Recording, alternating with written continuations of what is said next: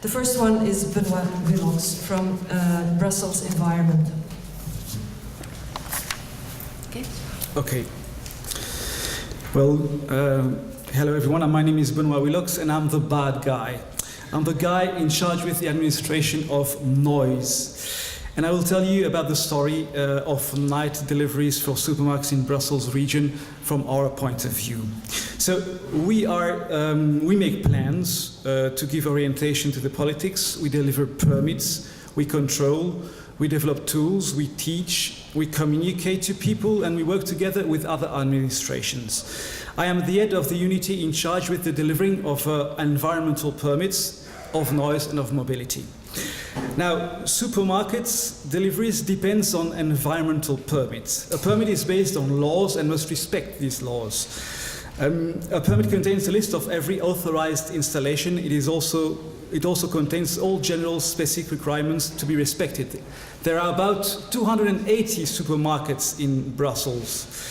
Now let's talk about the facts. Day delivery causes lots of problems in which we are in charge of. More traffic jams, more air pollution, more problems between cars and lorries, more impact on parking, but one advantage, noise caused by trucks and delivery, does not cause lots of problems during the day.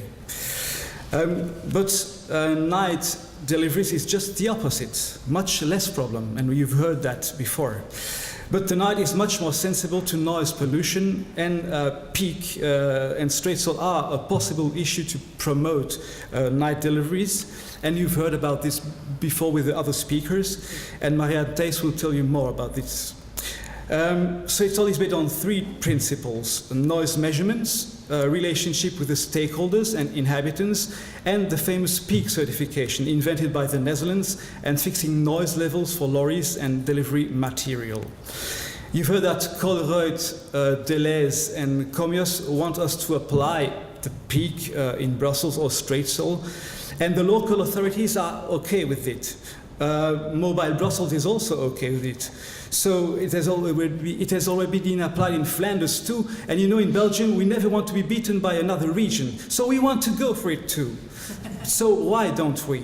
Well, first of all, Brussels is not Flanders. There are many more inhabitants per square kilometers in Brussels, and the supermarkets are often deeply intricated into town. This makes the noise problem more sensible than the rest of Belgium. And secondly, in Brussels, we have a very strict noise legislation. There are two types of requirements. Every classified facilities, thus every supermarket, has to respect specific noise levels.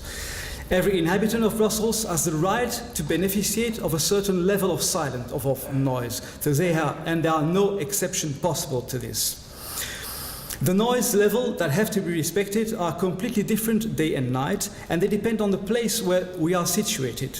For an industrial area during the day, 60 dBA is tolerated, cool. But in a housing area during the night, 30 dBA must be respected. In terms of noise power, this is 1,000 times stricter.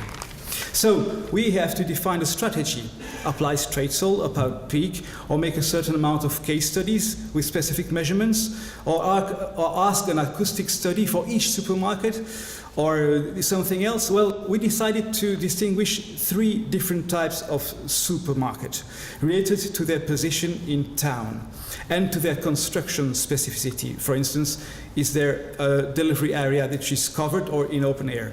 The final goal is to easily be able to classify any supermarket, knowing whether we can allow night delivery without causing excessive noise impact and respecting the law. For each of the three cases, we asked a deep noise study with measurements, analysis, a very precise process description to identify the different sources of noise. Complementary information based on modeling of the noise were also asked. And this is really a goal for us, modeling, because we use it very successfully, for instance, with mobile telephone antennas, and it's about the same thing. And it gives a lot of information very easily. It is predictive, and it is easy to reproduce different cases without having to do any expensive measurements. Well, so we went on with our program, and the first case was the easiest one. It was a supermarket lying alone along an intensive used highway, and the results were not as evident as we wished. But eventually, everything was okay, and we had a first positive case. It can be reproduced by the sector now for any similar situation. The second case is a supermarket which lies in a moderately dense urban zone, and it was a problem because the noise levels were not respected, not even during the day for some of them. This is a factual evidence that the night delivery is not possible for these type of cases, and it causes us a problem. We are waiting now for more information and proposal of solution from the sector. But this also means that the third type was simply not studied further, and we are still waiting for the result. But we fear that they are not positive, knowing that in such a dense area, the situation can only be worse than in the second case. So, we suppose now that Comeos and all the stakeholders are momentarily stopped the peak project for the supermarket situated in dense urbanized areas, and together with these stakeholders, we have to find other issues to this. But it's quite difficult because the law stops us to find easy solution. So, what can we do now? Well, we can wait. We accept first to do the three new test pilots cases using the straight salt methodology. And we are waiting for the results, hoping to have a precise idea of the reaction of the inhabitants. It will not help us legally, but as it is a European project, we hope to make pressure on our future government. So we are now waiting for all these answers, and we really hope to work together to be able to go further and to find strong arguments to help our future government to build some structural and long-term solution. Thank you very much for your attention.